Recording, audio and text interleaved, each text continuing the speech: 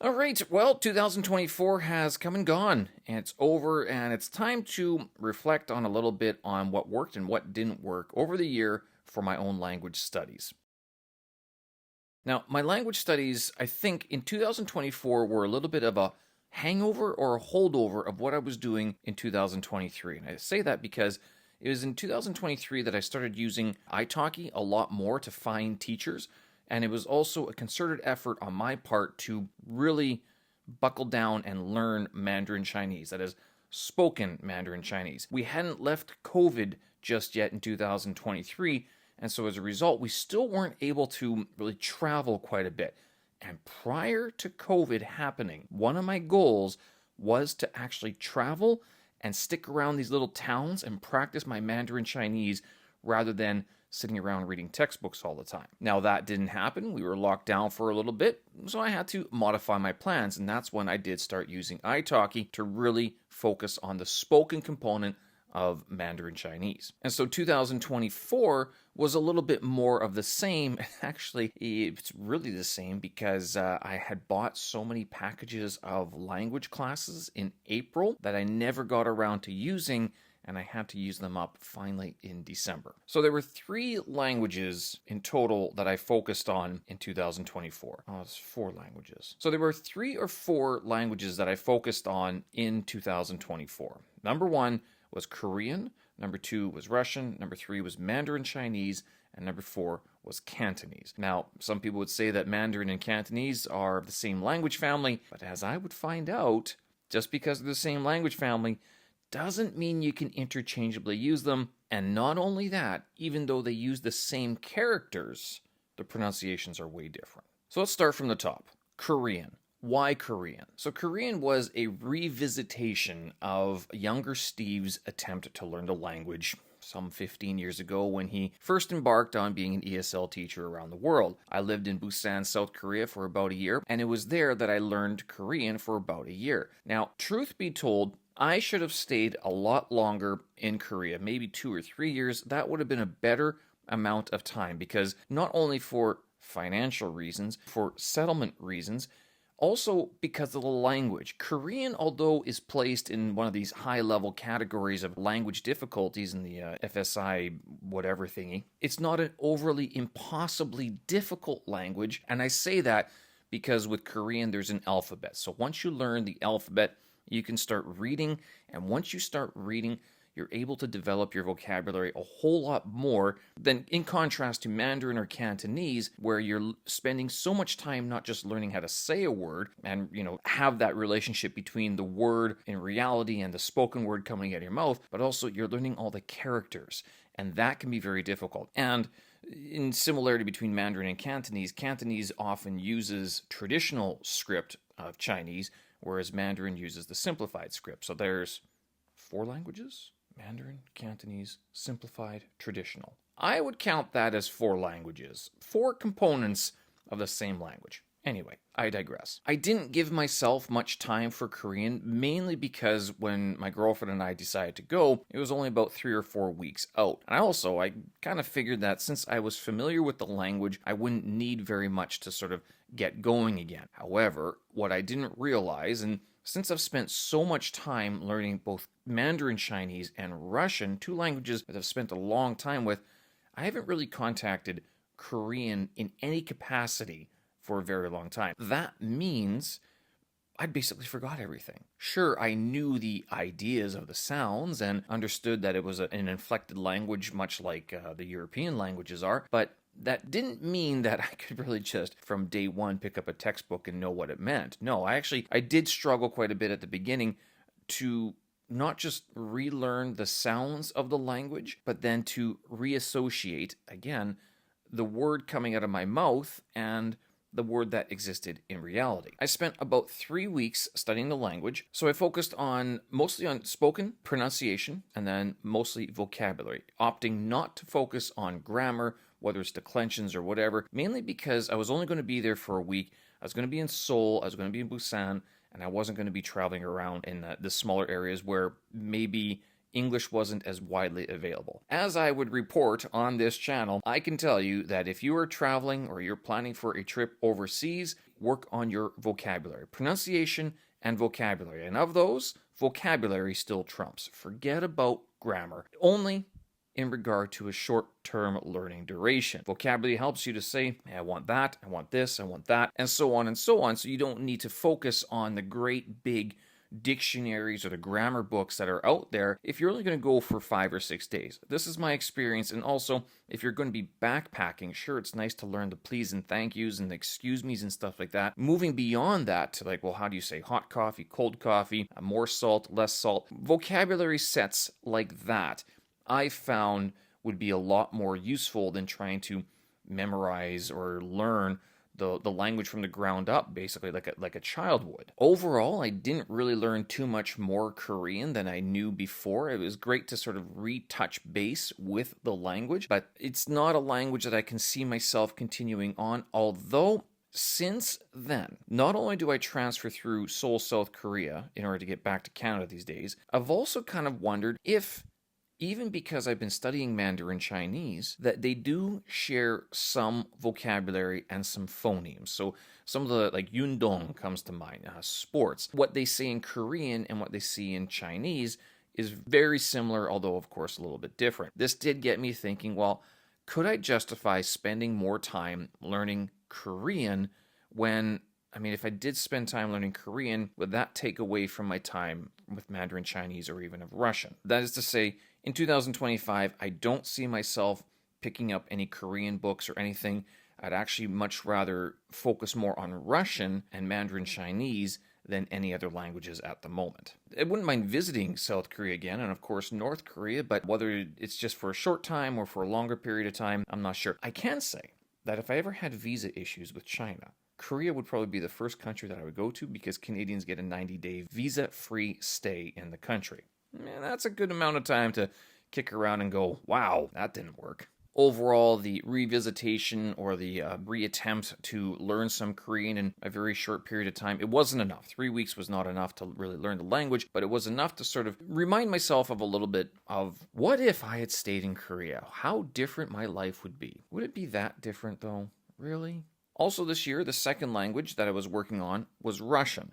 Now, Russian I've been in contact with since autumn of 2016 was when I was like, okay, I want to learn more Russian, especially since I know some Ukrainian. I've been in contact with Slavic languages my entire life. I figured not only would it be easier for me in that regard, but it would give my brain a rest from the onslaught that is learning Mandarin Chinese characters. So in doing that, since then I've accumulated quite a few Russian books, and I've been able to keep it going, but I've never really focused so much on the grammar. I was trying to book learn or street learn Russian, but on my own, and it wasn't really working. So 2024, I decided to hire a few Russian grammar teachers, and I went through a couple of them. I also had a few conversational teachers as well. Most of them were pretty good. Some of them were probably dialing it in a little bit, but that's the nature of italki and the nature of teaching a language. But there were 3 major changes that I applied to my Russian language learning. Number 1 was the Russian grammar teacher who literally, for 30 minutes, we would sit down and look at a grammar book in Russian and just practice the conjugations. Number 2, watching and reading more Russian online, specifically through YouTube, using Russian with Max or Yaroslava Russian, both of which are great channels to follow, and I used a lot for extensive listening. The third component to my Russian studies was getting up in the morning, regular time, and then reading for 20 minutes from a book. So right now I'm reading the Vinci Code by Dan Brown in Russian. It's slow going, I don't understand a lot of it, but I figured as long as I kept in contact with the language 20 minutes each and every day, that was better than no minutes, and I think I've probably said that quite a bit on this channel. And also the fourth component would be that I started doing Russian checks. Now, I've only done 2 of them on the channel so far. I would like to do more, but despite people encouraging me and saying, Steve, you got good confidence, I feel very horribly incompetent.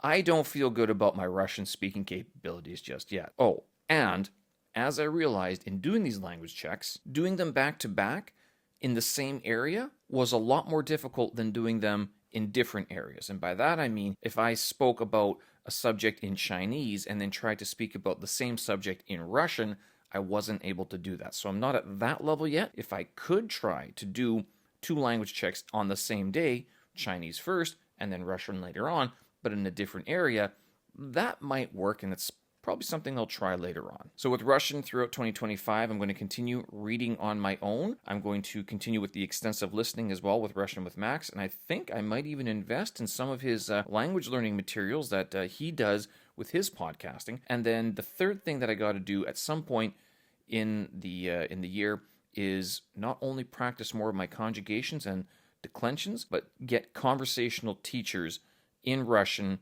who can speak at a level like mine. Like basically very brutally, but then able to help me climb that ladder of fluency and accuracy a little bit more than where I am right now. And then languages number 3 and 4, which I mentioned before, Mandarin and Cantonese. Now, they are different languages, although they're all part of the Chinese language family. In April, I wanted to branch out and away from Mandarin Chinese, if strictly because I was like, well, learning Chinese, people usually say, oh, you know Chinese, what does that say? It's one of those questions that you're kind of like, well, if I say I know Chinese, but I speak like Fujian Hua or even like Dongbei Hua, Northeast China dialect, are you saying that you know Chinese, or are you saying you know a dialect of the Chinese families? So what do you really mean when you say you know Chinese?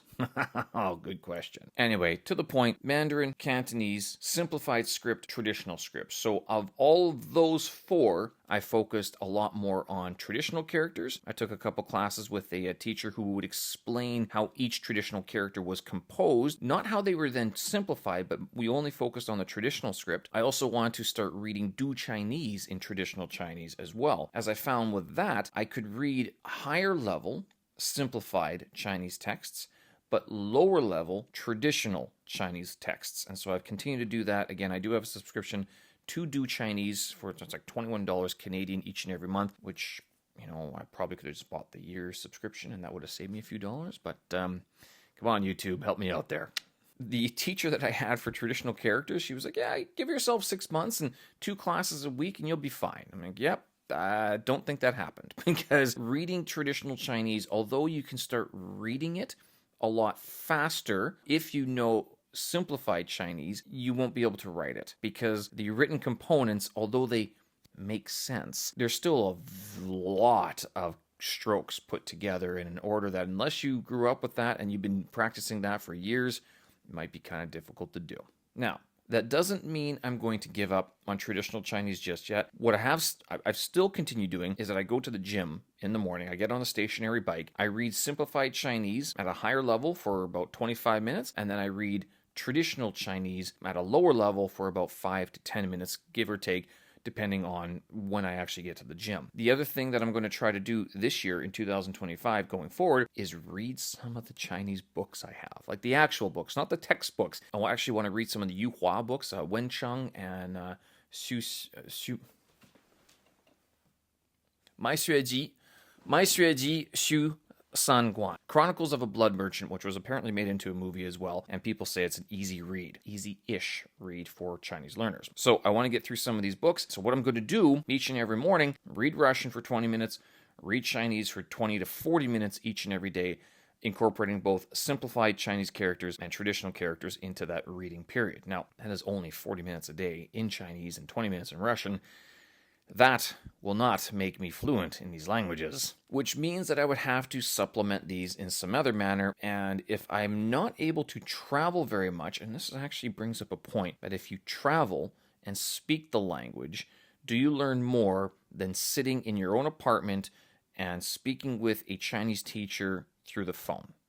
Which one would you say you could actually learn more from? With a language like Chinese, I would say sitting in your apartment with a teacher. And this is what I've been doing for the last couple of years. However, all that's made me do is sit in my apartment and talk to Chinese teachers. I'm thinking maybe it's time to branch out and get out of my apartment a little bit more and go travel, if not around Beijing, then certainly around China, to start using some of my languages and some of my Chinese language rather than requiring or relying on a teacher to translate those key words where I just might not know. This will be an interesting test because I'm going to have to be a little bit more humble and not humiliation.